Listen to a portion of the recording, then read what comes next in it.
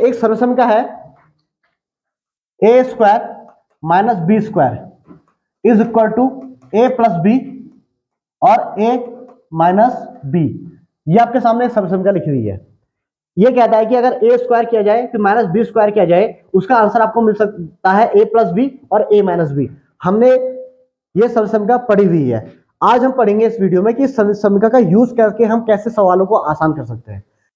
कोई एक कैलकुलेशन अगर आपको दी हुई है, उसे इजी करने के लिए हम इसका प्रयोग कर सकते हैं।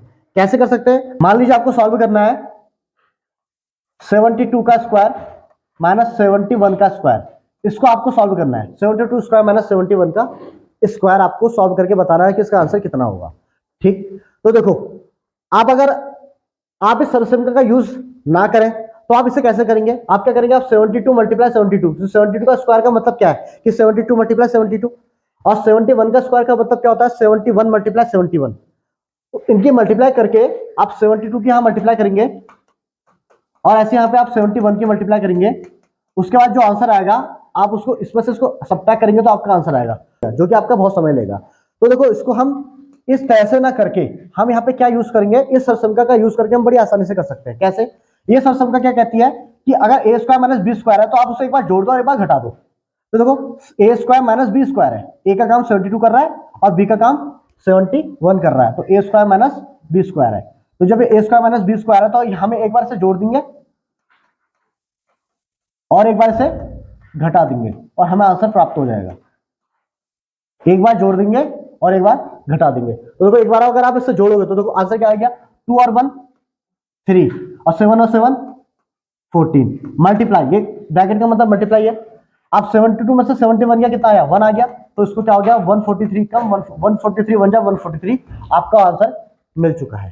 ठीक, तो इस तरह से हम सर्वसमीकरण का यूज करके बहुत आसानी से 72 का स्क्वायर माइनस 71 का स्क्वायर कर सकते हैं बिना समय लगाए।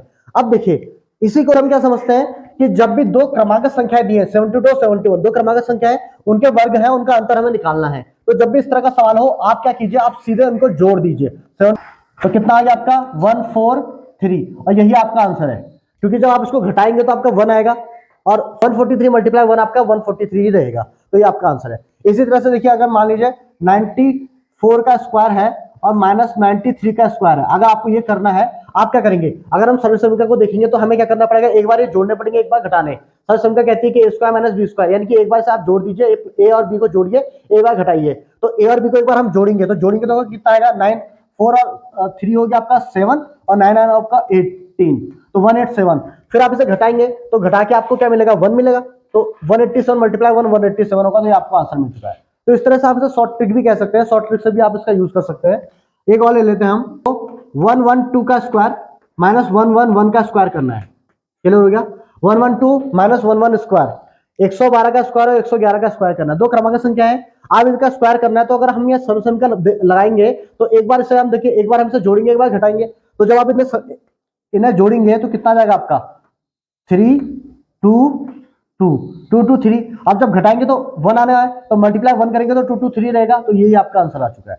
तो इस तरह से आप इसे शॉर्ट ट्रिक में भी आप इसका यूज कर सकते हैं। अब देखिए अगर संख्याएं क्या है आपकी क्रमागत नहीं है, मान लीजिए आपने क्या लिया 74 का स्क्वायर माइनस 71 का स्क्वायर ले लिया आपने, मान लीजिए आपने ये ले लिया 74 का स्क्वायर माइनस 71 का स्क्वायर, इसे सॉल्व करना है आपने। तो इसको भी अगर आप बिना सर्वसमीकरण के सॉल्व करने की कोशिश करेंगे, बिना सर्वसमीकरण का यूज किए सॉल्व करने की कोशिश करेंगे तो ये आपका समय लेगा, क्योंकि 74 का स्क्वायर आपको करना पड़ेगा, 71 का स्क्वायर करना पड़ेगा, फिर उसको सब्ट्रैक्ट करना पड़ेगा। तो हम यहाँ पे भी हम सर्वसमीकरण लगाते हैं, यानी एक बार इसको जोड़ना है और एक बार इसको क्या करना आपने? घटाना है। तो जब इसे हम जोड़ेंगे तो कितना आएगा? देखो 4 और 1 कितना हो गया आपका? 5, 4 और 1 5 और 7 और 7 कितना हो गया आपका? 14। आप इसे घटाएंगे तो सिर्फ मल्टीप्लाई में आएगा, क्योंकि बीच में मल्टीप्लाई है। तो 74 में से 71 घटा आपका कितना आ गया? 3।